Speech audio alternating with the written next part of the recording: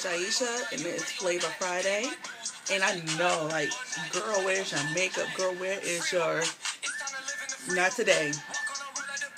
Not today. Because God gave a word and He's been doing on me in His word. And I just heard Him clearly and I'm about to let it go. I ain't got time to fix my face. I care less about fixing my face. This thing gotta come out. So, welcome to Flavor Friday. Share on your respective broadcasts, platforms, and let's get this word out because it's about to be.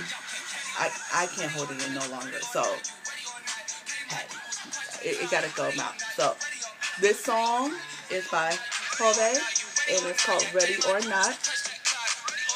Ready or not, this word's coming out. So, this song was so appropriate because God kept playing this song in my ear, and I was like, okay.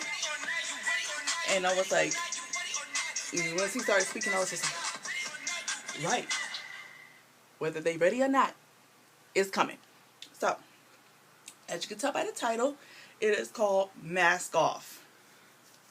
And I didn't understand why He told me mask off. But, like, it's coming off. And I think it's so appropriate that I don't have makeup on. Because makeup can be, come on, it can be used as a mask to hide imperfections, things that goes on our face and things of that nature. In which I don't care about going barefaced. No lip on, no mascara, no eyelashes, no eyebrows, no. Only thing that's on it ain't mine. I could take this off as this. But I ain't gonna do y'all like that today. I ain't gonna do that to y'all. Welcome into the broadcast. I'm so glad that y'all are here. So I'm just gonna jump right on into it, guys. If y'all don't know me, again, my name is Coach Aisha, CEO. Well, God is the CEO. I am the overseer and president of Consecrate Coaching. I am a life coach. I'm entrepreneur. I have the clothing and pillows and mugs and all that great stuff and things and some more things to come that I'll tell you about. Book out called Consecrate and some more other things that's going on. So yes, author, entrepreneur, all that stuff, which is all great. Finding Daddy, I wouldn't be able to do none of these things without God. So I'm thankful that He has put these things in me to steward over the gifts that He has given me. So I am thankful, and if you guys want to participate in any of the merchandising programs or anything of that nature, feel free to do so. I would really appreciate it. Again, consecratecoaching.com is the website. If you just want to sew, if you want to cop a book, cop a mug, cop a hoodie, cop a tee, whatever you want to do, it's fine by me. I'm just happy that y'all are on. Okay, so let's go ahead and just hop right on into it. And as you know, I like to back up everything that I do with the foundation of the word. And today is no different. And this word is coming from 2 Kings. Hold up. Let me make sure I get that correct, because I don't want to mess it up. I don't want to mess it up what the chapter is. Give me a second because I have it written down. I'll be right back. Don't move.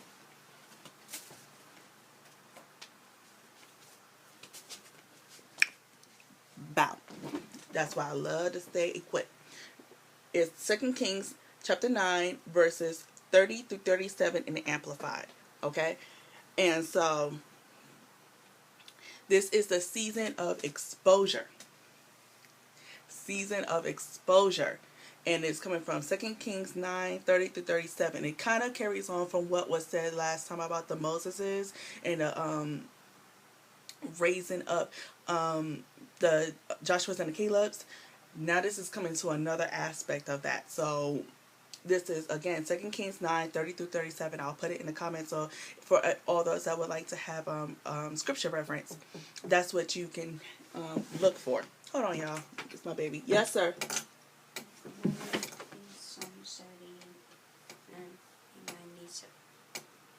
Okay, so with song, you have to go draw your picture now. Draw your picture of Jesus, and then anything else that takes your focus off of Him goes underneath Him, okay? Yeah, my baby's doing his homework, and so I don't even care about this thing. Listen. I'm here to just say what God has had me to say, and so please forgive my eye. That's so nasty, but my eye was itching so bad because I feel like my eyelash was going into my eye. Probably looks a little red. Oh well. Who cares?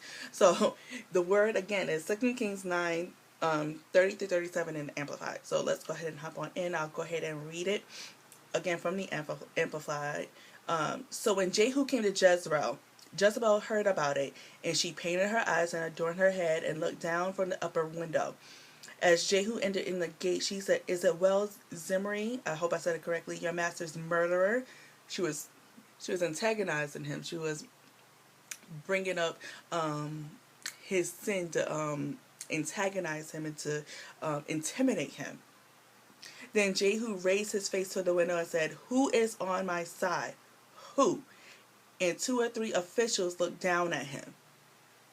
They made themselves known. See, that's basically, they said nothing, but they showed themselves to say, "Yeah, we are." And he said, "Throw her down." So they threw her down, and some of her blood splattered on the wall and on the horses, and he trampled her underfoot. When he came in, and he ate and drank and said, "Now see to this cursed woman and bury her, for she's a king's daughter." They went to bear her, but they found nothing left of her except the skull and the feet and the palm of her hands. So they returned and told Jehu. Then he said, "This is the word of the Lord, which he spoke through his servant Elijah the Tishbite, saying, In the property of Jezreel, the dog shall eat the flesh of Jezebel. The corpse of Jezebel will be like dung on the surface of the field in the property of Jezreel. So they cannot say this is Jezebel." Whew. Now, I know probably some of y'all have heard that before and have read about the overthrowing of Jezebel. Just a little backstory, just to give like a slight overview. Jezebel was the queen, and she was in. She married Ahab, who was the king at that time, and they ran a murderous. Oh God, how can you put it?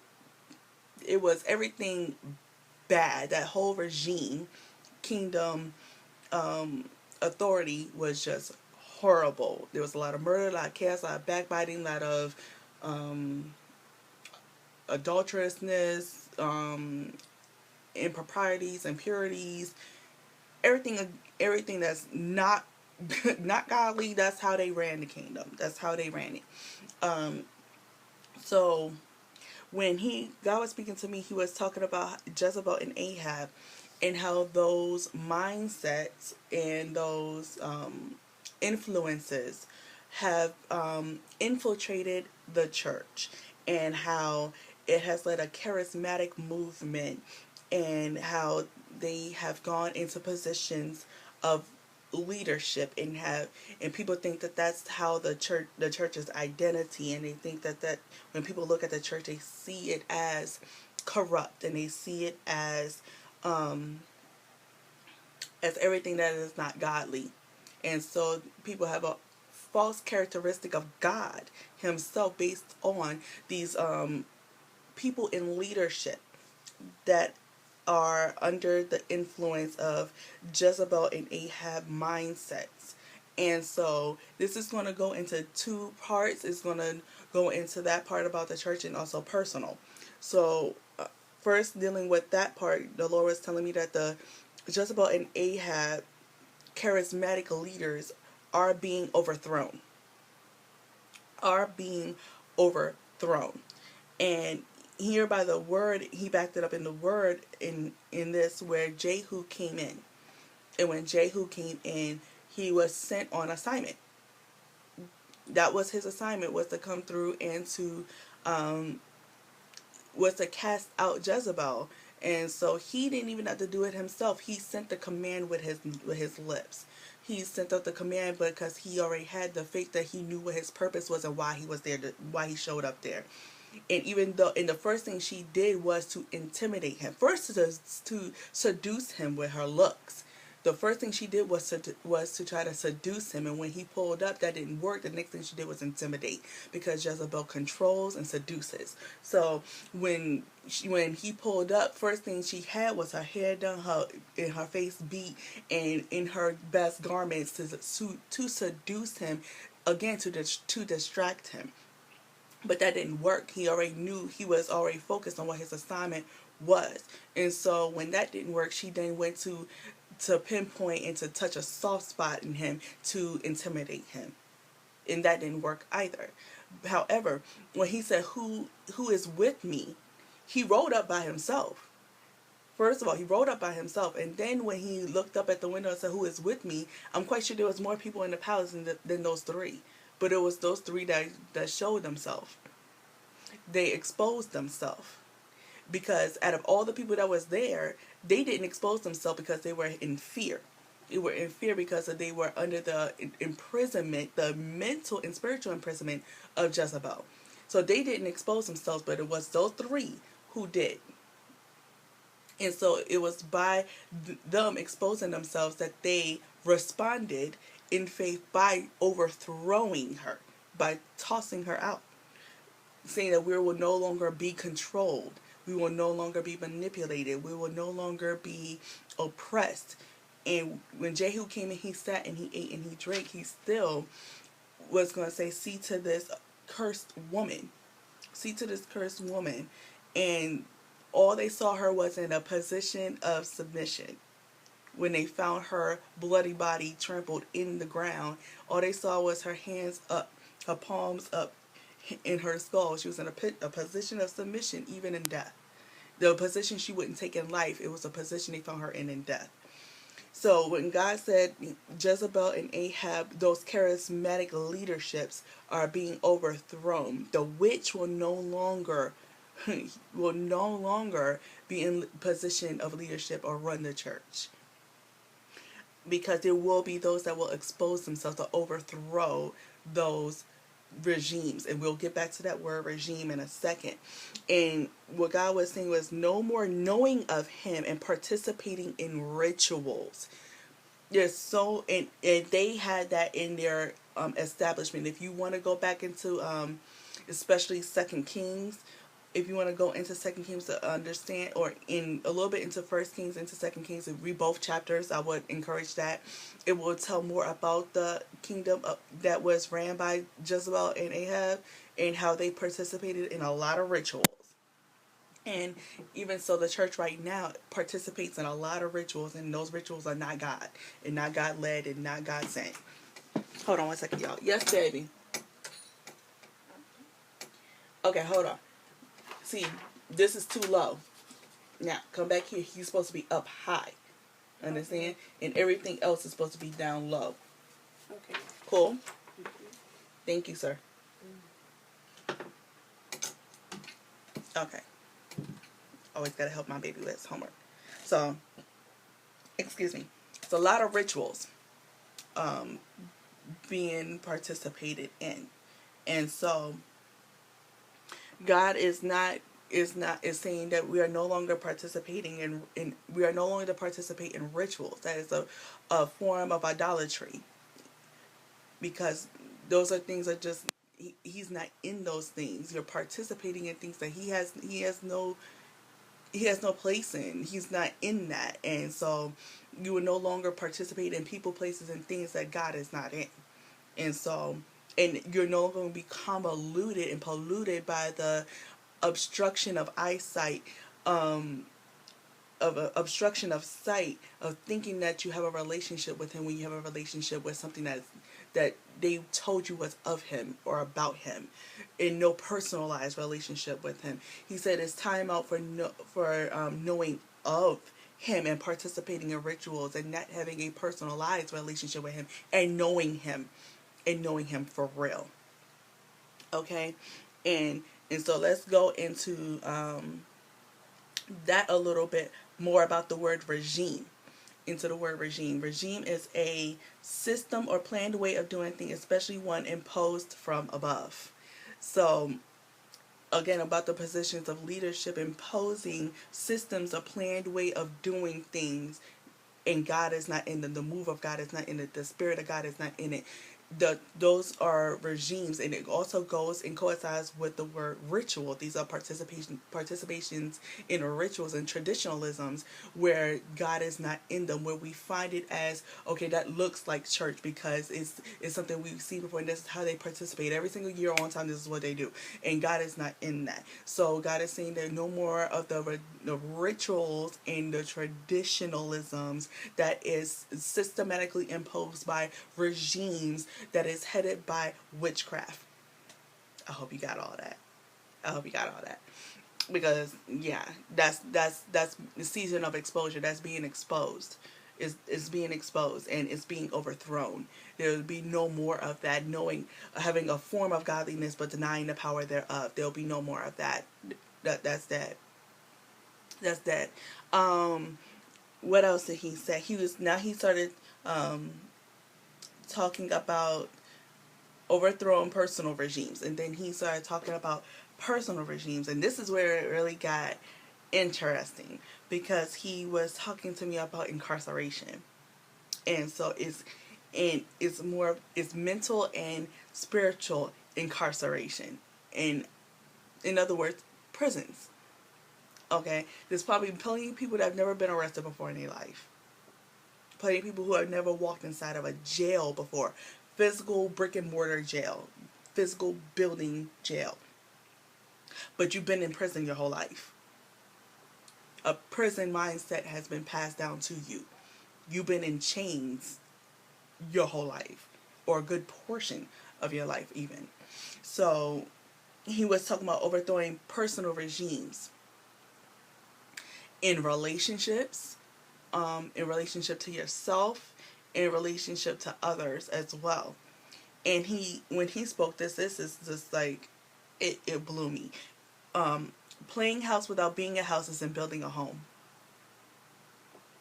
Playing house without being a house isn't building a home. And as we know in the word that this is our temple. We are a temple of the Most High God, right?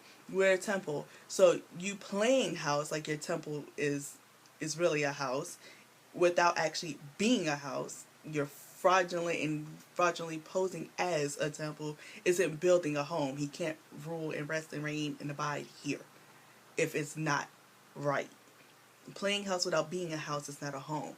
There needs to be a breaking away of those things that are keeping you from being what you say you are or what you are thinking you are and that you're not. Okay?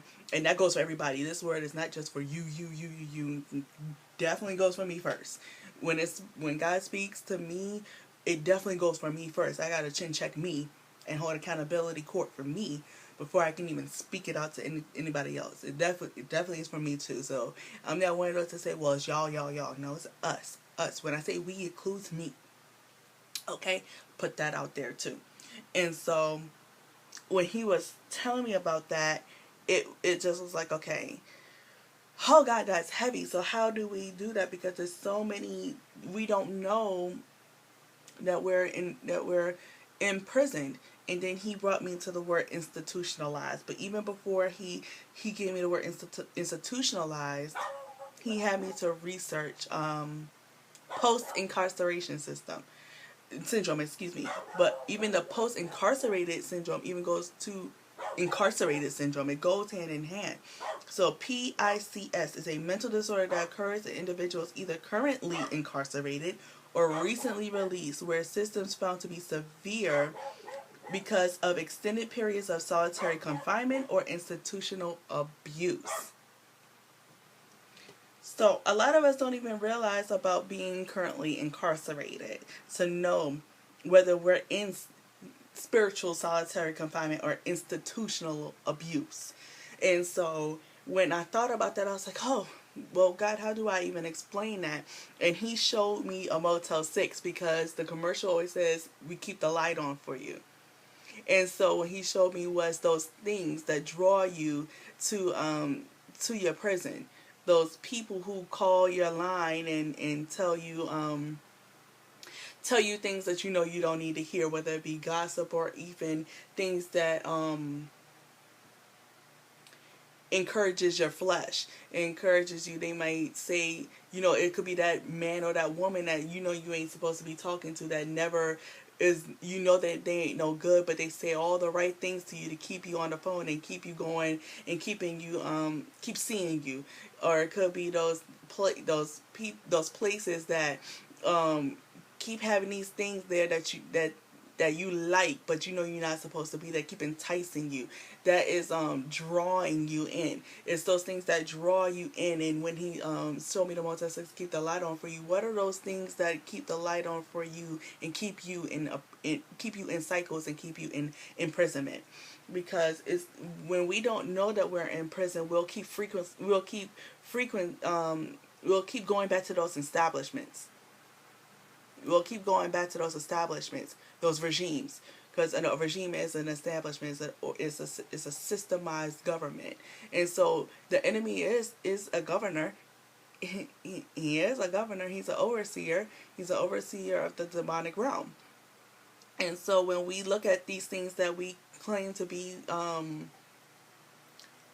comfort, it could be they got bedding in prisons. They got 3 hots and a cot, as they like to say. You know, it's not like you sleeping on the floor. You know, they they try to make it as comfortable as the situation gives, and that's what the enemy does to us too. He tries to make the situation as comfortable as it can give until it gets real. Until those situations where it gets really, really real. You know, and so. And we don't understand, especially as solitary confinement, is isolation. It's isolation. The enemy loves to isolate us, and puts us in places where it's not healthy, and around individuals that are not good for us. Individuals that ain't good for us, minds that ain't good at feeding us things that are horrible. Somebody's knocking at the door. Okay, baby, I'll go. Hold on one second, y'all. And these people that we're tied to, I would put it that way, or in association with, or in relationship with, or in agreement with, if we're convoluted and polluted in our minds with not understanding imprisonments and spiritual imprisonments, is because it don't feel bad, it don't seem bad, doesn't mean it's not a prison. And so what we need to understand is, who is their master? Who do they serve? Because if we're not in a place of spiritual discernment to see who is behind the person that you're connected to, then you could very well be in connection with a warden. And here it says a prison warden is a high-ranking official who oversees the prison. They are responsible for the operation of the prison. They oversee all prison staff and ensure that the laws, rules, and policies are adhered to. In other words, they make sure that you stay there. They make sure that you are following the confinement rules, because they're not freedom rules. A position of a warden does not operate in freedom. They're not a Moses. They're not a deliverer. A warden is to give you confinement rules and make sure that you are not stepping out of your bounds of confinement. So if you're not spiritually aware, and you're spiritually inept to see who is operating behind the person, not so much who that person is, stop being in love with the shell and know who is operating that person, then you would know if that person's a warden or not. So a lot of people are in prisons because they're connected to wardens, and they are not understanding who is the master of this warden, who sent them. So this is how prisons cycles continue, and this is where being institutionalized comes in. And institutionalization as a verb is a place or is to place or keep someone in residential institution, establish something, typically a practice or activity, as a convention or norm in an organization or culture. In other words, to be institutionalized is to keep the cycle going, to keep the practice, the ritual going, to keep the tradition to keep the regime going. So you'll be connected to a person who is your prison warden, and they keep the establishment going, and so you keep going back to your warden, not understanding you're going back to this warden because you're institutionalized. That man that you're not supposed to be with is your warden, and you keep going back to this warden because you're institutionalized. That person that you're connected to that you're not supposed to be talking to, you keep going back to that person because they're your prison warden and keep the light on and keep you in comfortable confinement, and you keep going back because you're institutionalized. So people who don't understand that they're in spiritual imprisonment don't know who they're connected to, and they understand who that person's master is because that person is your warden, and they're keeping you institutionalized in connection to imprisonment. I know that's heavy, and that's not what you thought that you was here for this Friday, and all that other stuff. But I could not hold that in, like, whatsoever. So we need to understand the rituals and the traditions and the connections and who sent them and who's their master and why are we drawn to them. What is the connection that we have to them? Why are we in relation with them? Why are we conversating with wardens? Why are we participating in rituals that are our confinement rules? Why are we participating in these activities? Why are we ingratiating ourselves and walking into prison willingly and becoming indentured servants? Why are we doing this? What is the purpose?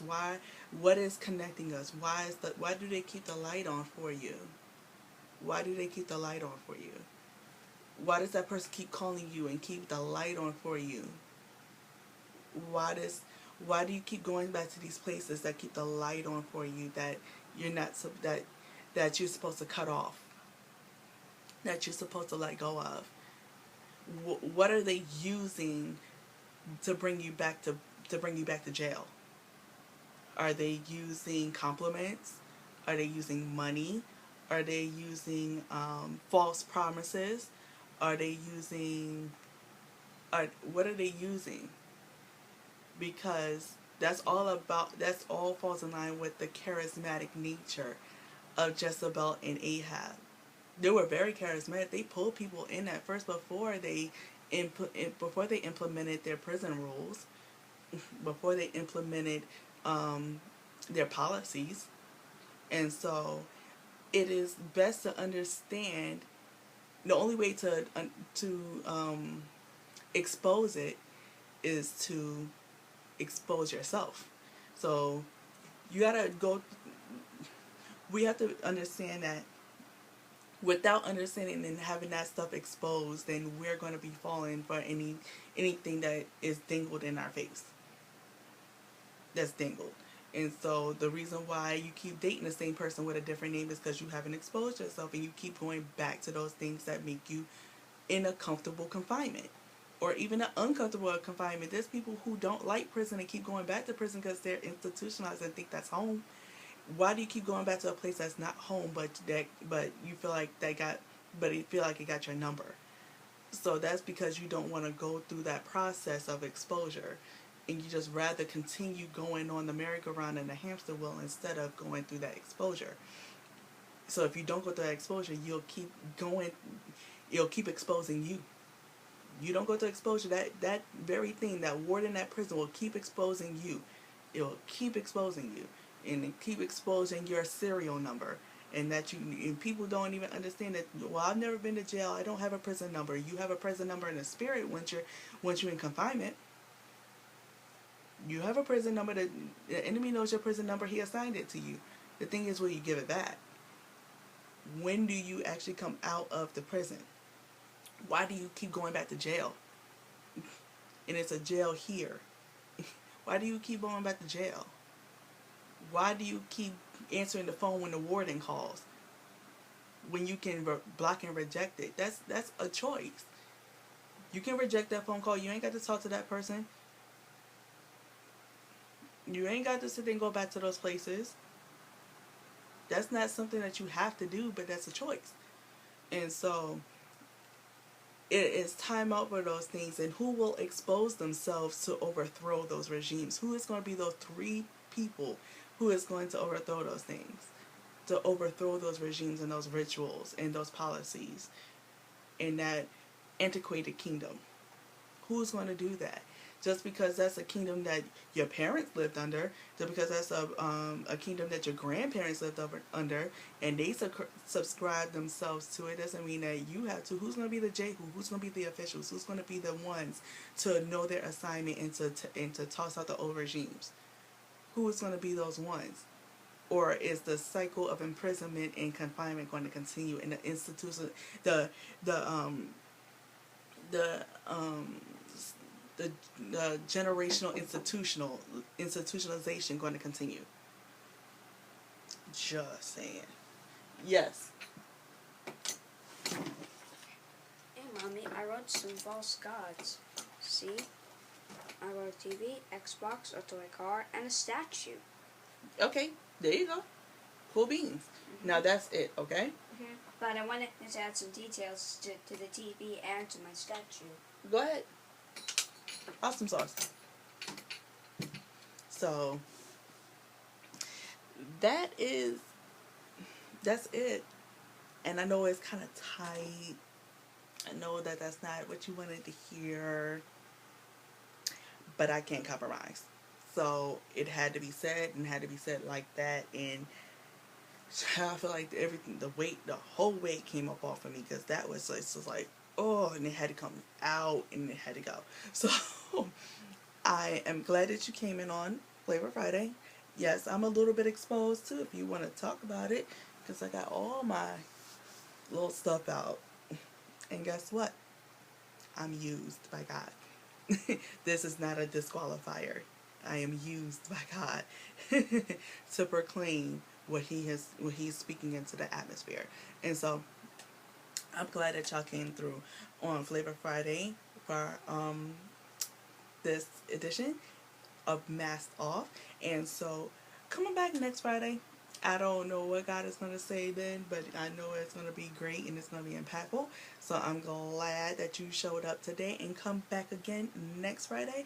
Also, don't miss out on Tempo Tuesday. It's encouragement, it's uplifting, got prayer, all that stuff, and it is like a quick boost to your day to get you through the rest of the week. So join me for Tempo Tuesday at 10 a.m. Also join me again next week for Flavor Friday. Again, I'm Coach Aisha. If you are interested in coaching, I do one-on-ones and I do group sessions. I'm working on revamping a masterclass on rejection. If you're interested in participating in the rejection masterclass, learning about the spirit of rejection and casting out the spirit of rejection, then please message me at coachaishaneal@gmail.com. I will give you over the information as we are going to revamp that.